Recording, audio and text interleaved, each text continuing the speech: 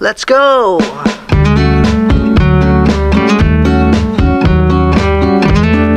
Here we go.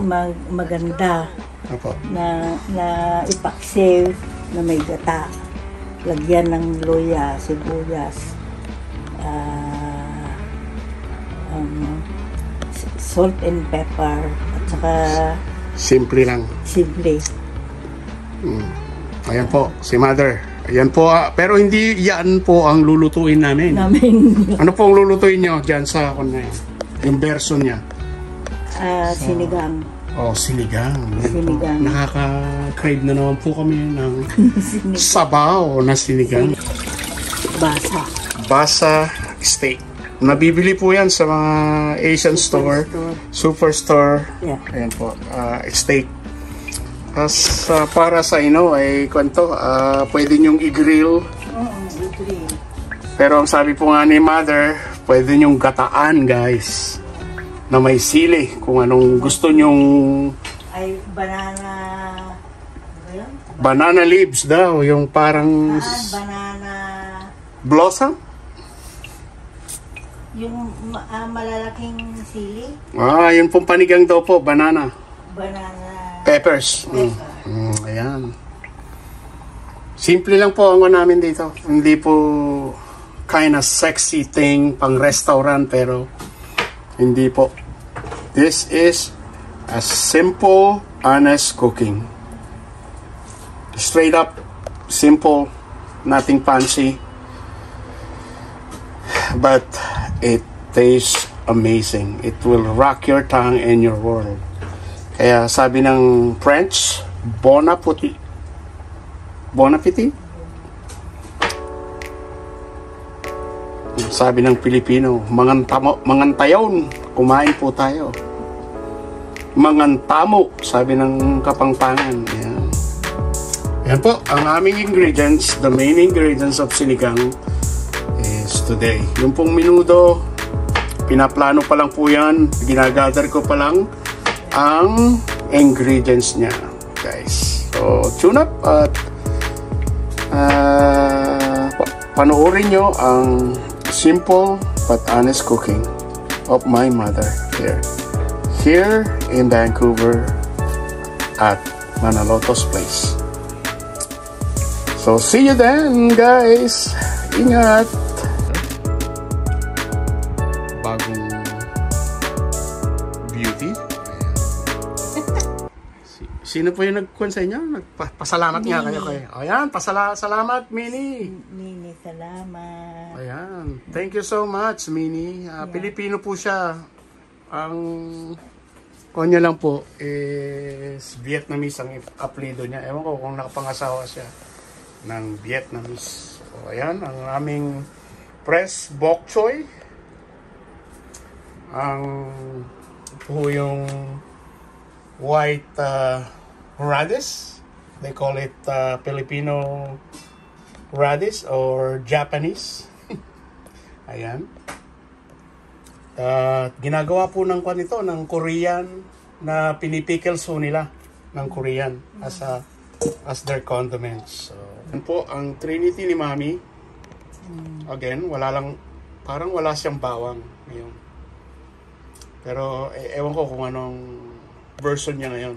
Ginger, white onions, and spring onions. Kasi marami po kami nito. Medyo it goes bad, but now it's fresh. So, ayan, gagamitin po namin ni Mami. So, at saka, ayan si Mami.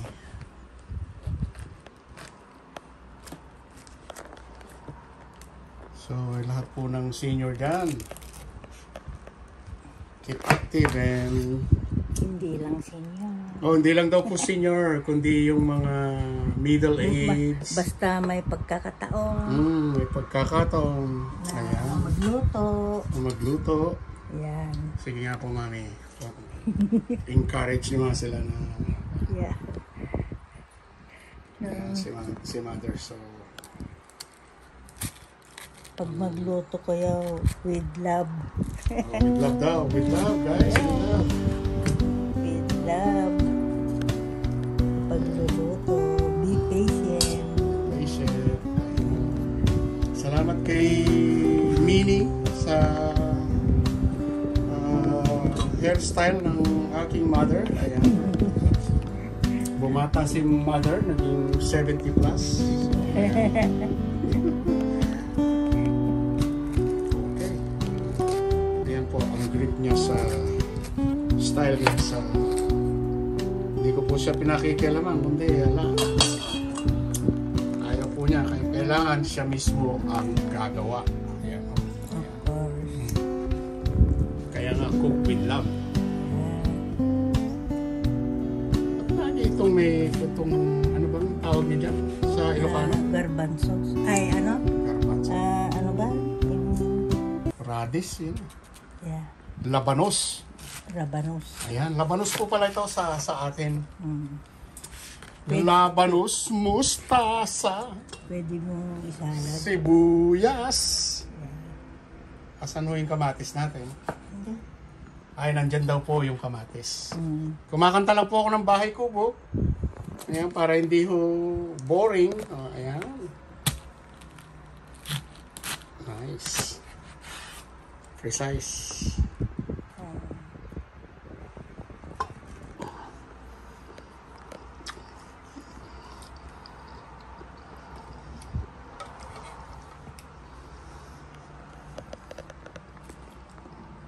Ayan. Ganyan ka-precise ang pagkakat ni mother.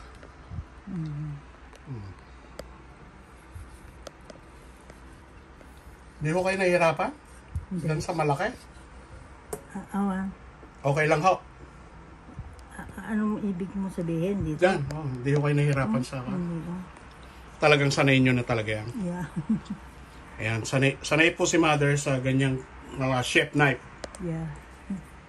Is one hand, one tools sa lahat ng kitchen. Mm-hmm. That's the she can use. So, ayan. Ayan.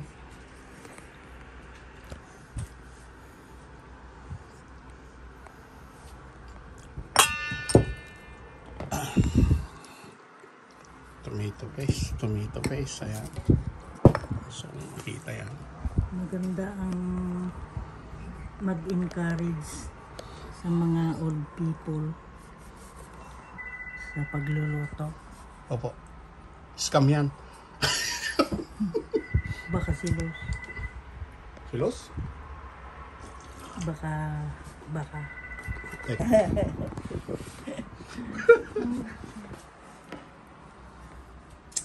Ayan. Napaka-preso ng vegetables namin dito. Kahit ho nasa Canada kami, available po ang mga Asian product dito.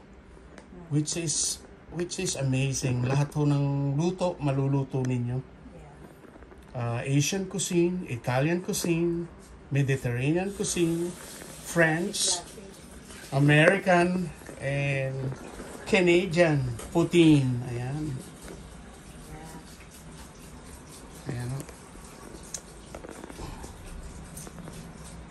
Yan po ang ingredients ni mother. On po ang exhaust fan namin kasi nagre-ready na po siyang magluto si mother. Ayan. So, pasensya na po sa maingay naming background. Pero mas masarap po ito. Ayan po, freshness ang pinapakita ko po sa inyo. Ayan, si mother.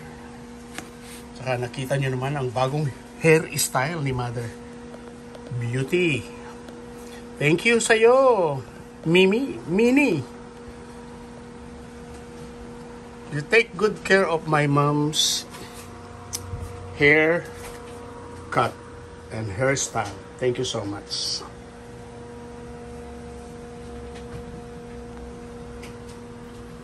So, cabbage, tomato, and gingers, onions, and we have the secret ingredients of my mom is the lemongrass. She already brewed that like a tea. So constructed or get all the juice from that spices or herbs or something. So herbs, yeah, lemongrass. So our dinner will be good and clean, honest cooking, and tastes amazing, guys. It's all the freshness of vegetables and the Vasa steak. It's really good, guys. I'll update you on the finished product tonight. So, God bless po sa inyong lahat.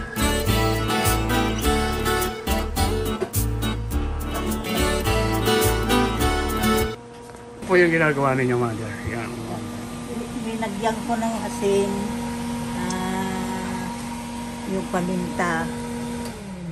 Ano po? Paminta? Yeah. Peppercorn. Peppercorn. My mom put si Mami po nilagay niya po ng peppercorn, lemongrass.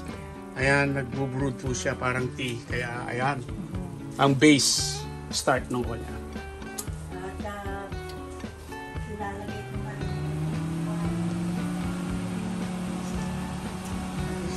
She didn't stir fry it or ginisa. Ayan.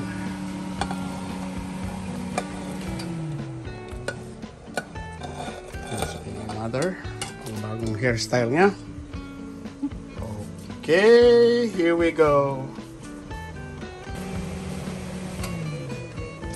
Kamatis. Ano pa? Sunod-sunod? Sunod-sunod. Agsasarunod daw po ang ingredients na ngayon ng like a stew thing. Sa lalagay na ho ni Mother ang fish na Vasa steak fish. Ayan. Now it's really, really good. Look at that. Ayan. See? How fresh is that?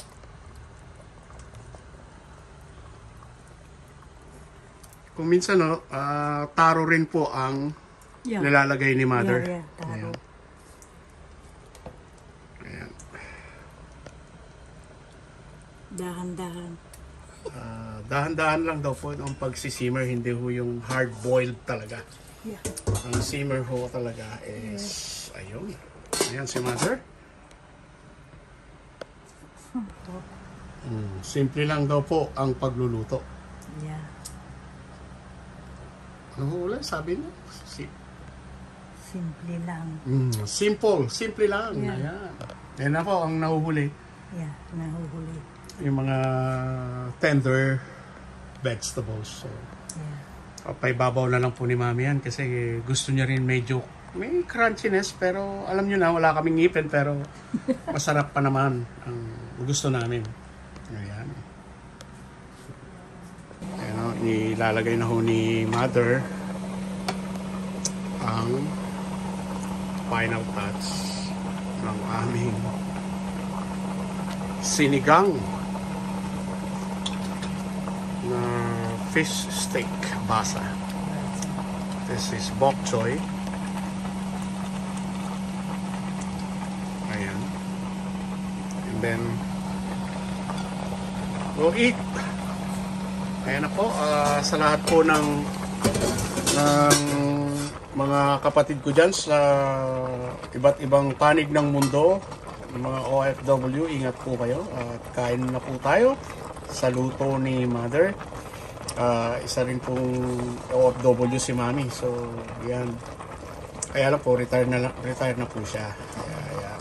Nag-concentrate na lang po sa pag-cooking and exercise dito sa kanyang daily routine. Kaya, ayan po, mahalin po natin ang ating mga magulang, ang mothers natin.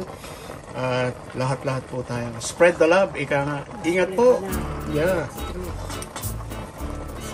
Spread the love. Ayan, sabi ni Mother. Spread the love. Ayan po, pinapatikim na po sa akin ni Mother. Ito, tapos na ho. O ayan, kumukulo ng kulong-kulo na. And the vegetable is still green, so it's all done. just gonna turn off the oven. So we're just going to taste it. Sana nandito po kayo para ma-share po namin ang pagkain na ito para sa inyo. So ayan po, titikman na po natin. Always taste your food when you ready to serve. So ayan. Oh, ayan. Yung asim, napakasarap. Yung balance na balance po yung saltiness. Ayan. Thank you, Mommy. Thank you, Mother. So ayan, si Mom. Ayan. Pinok niya na. Tapos na. Yes. It's done. Tapos na. Tapos na. Tapos na daw. Ayan, finished product po ni Mother ay ito na po. Titikman na natin. Tikman. Keep it simple daw po ang pagluluto, guys. Be active and Share keep the on. love. Ano pa? Ano pa po? Ano pa yung sabi nyo kanina? Share the love. Share the love and spread the love. Spread the love to Ayan po. others. To others, yeah. Yeah. Keep on praying Yeah. and cooking. Ayan po. Trust. Keep on trusting in the Lord.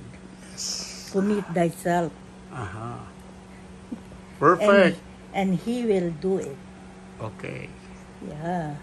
Thank you, Mami, sa pagluluto ninyo ng sinigang. Sinigang. Ayan. Nabasa. Nabasa.